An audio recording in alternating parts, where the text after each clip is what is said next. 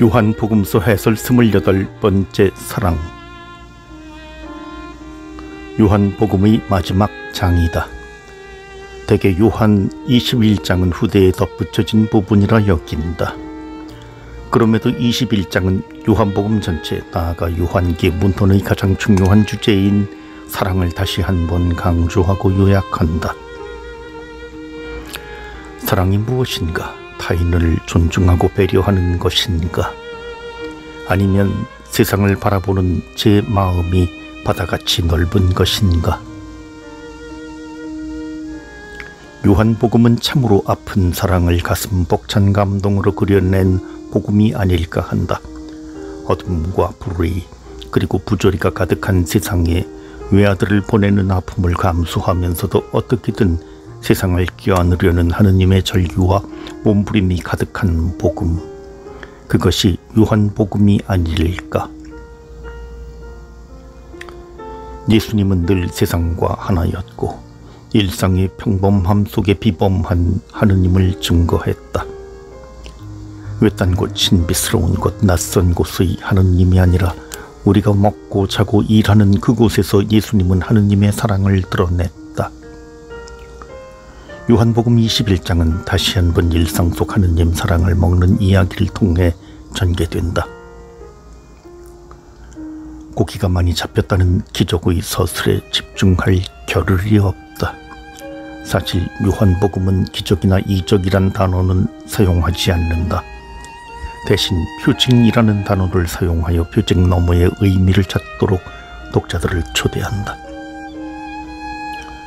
고기를 많이 잡는 데 시선을 두지 말고 고기가 많이 잡힌 것이 무엇을 의미하는지, 그 사건이 무엇을 드러내고자 하는지 살펴보아야 한다. 우리는 이미 요한복음 6장에서 5,000명을 먹인 예수님의 표징적 사건을 보았다. 예수님은 함께한 사람들을 먹이고 그들의 영육을 채웠다. 이른바 나눔의 풍성함은 예수님의 부활 사건 이후에도 계속된다. 한 번 세상을 사랑하기로 마음먹은 하느님은 여전히 우리 일상의 풍요로움을 위해 함께 하신다. 다만 일상에서의 하느님은 쉽게 발견되나 쉽게 알아보기 힘든 존재다. 예수님이 사랑한 제자가 그분을 가리켜 주님이라고 말하지 않았다면 베드로와 다른 제자들은 예수님을 호숫가를 지나가는 랍비 정도로 인식하지 않았을까? 베드로가 물속으로 뛰어든 것은 제 부족한 믿음과 그 믿음으로 인한 부끄러움을 상징적으로 드러낸다. 부활한 예수님을 알아보는 건 요한복음이 줄곧 강조해온 믿음의 사람이 갖는 특권이다.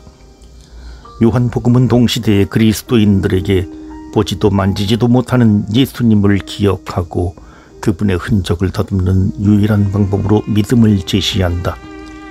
믿음은 무턱대고 받아들이는 소극적 도박이 아니다.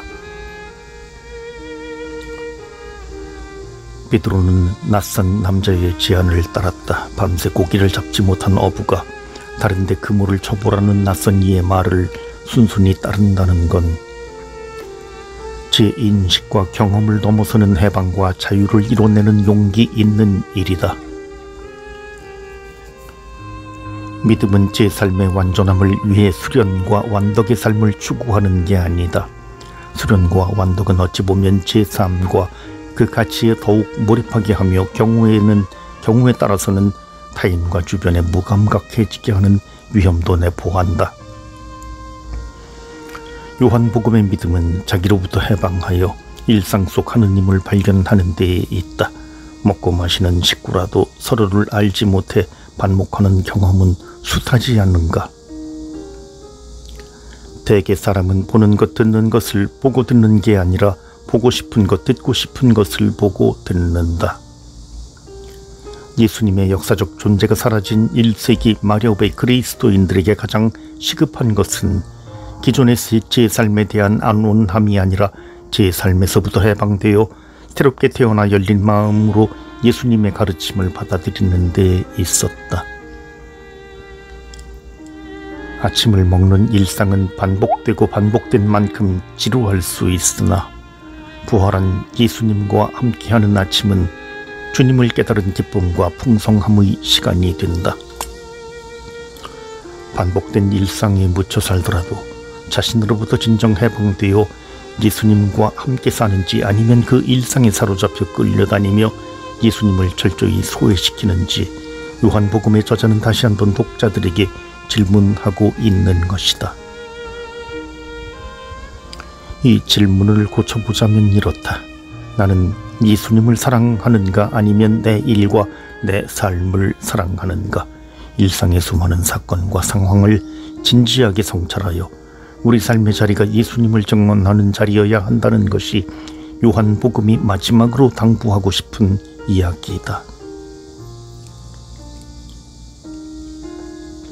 아침 식사 후 본격적으로 사랑 이야기가 진행된다.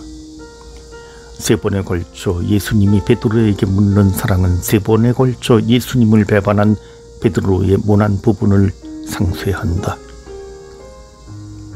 베드로에게 자신의 양을 맡기는 예수님의 모습을 그려보자. 그분이 바라는 건 오로지 당신에 대한 사랑이다. 그리스도교 공동체는 본디 예수님에 대한 사랑 고백으로 시작하고 마쳐야 한다. 친교라고 해도 좋고 연대라고 해도 좋다. 양들을 위임받은 베드로 역시 예수님에 대한 사랑 고백 위에 이른바 목자가 될 수 있다. 목자와 양의 관계는 예수님에 대한 사랑의 기반 위에 서로가 형제가 되는 데에 있다.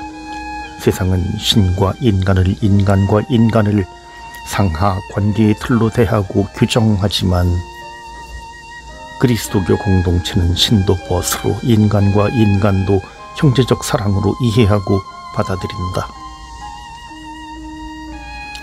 예수님을 향한 사랑을 고백한 그리스도교 공동체는 박해를 비껴갈 수 없다. 베드로가 양을 치는 건 베드로가 순교의 길을 걷는 것과 같다.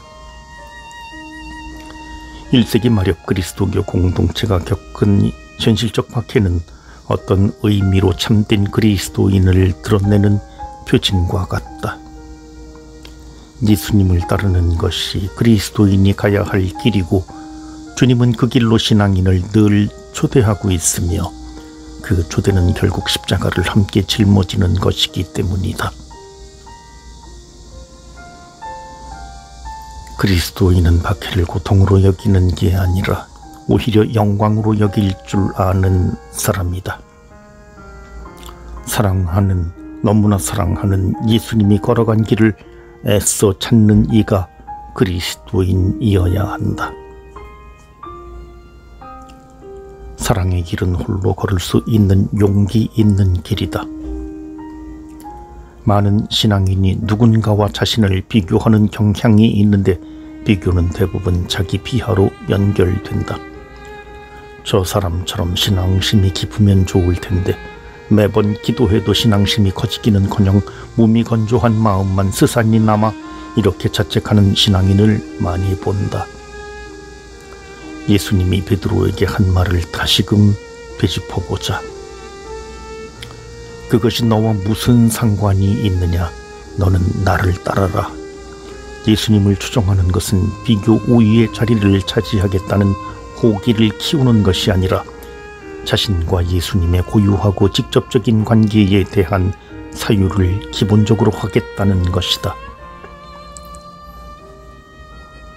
신앙심이 더 깊어지거나 신앙의 모범적 모습에 맞같게 살고자 하는 태도는 실은 각자 도생하겠다는 제 욕심이지 하느님께 나아가겠다는 신앙이 아니다. 이미 오신 하느님을 사랑하는 방법은 또다시 자기로부터의 해방이다. 요한복음 그 해방의 기록을 담고 있다. 숱한 이야기를 통해 기존의 암과 사고방식에서 탈피하여 버젓이 일상에 함께 하시는 하느님을 사랑하고 이웃을 사랑하는 이야기를 증언하고 기록한 것이 요한복음이다. 빛이 어둠에서 왔으나 어둠이 빛을 받아들이지 않는 건 오로지 인간의 완고함 때문이다. 신앙을 언급하기 전에, 예수님을 언급하기 전에 제 삶이 열려 있는지 닫혀 있는지 먼저 묻는 게 요한복음을 읽는 이의 일관된 자세여야 한다. 태초부터 말씀이 계셨고 종말까지 말씀은 계실 테다. 일관되게 인간 세상의 사랑으로 다가서시는 하느님에게 인간이 할 수 있는 건 듣고 또 듣는 일뿐이다. 들을 귀도 없으면 늘 들었다고 되뇌이는 우리의 완고함이 예수님을 가로막고 예수님을 죽이고 예수님을 묻어버린다. 예수님을 살리는 길은 또다시 사랑이다. 사랑하면 열리고 사랑하면 듣는다. 그게 전부다.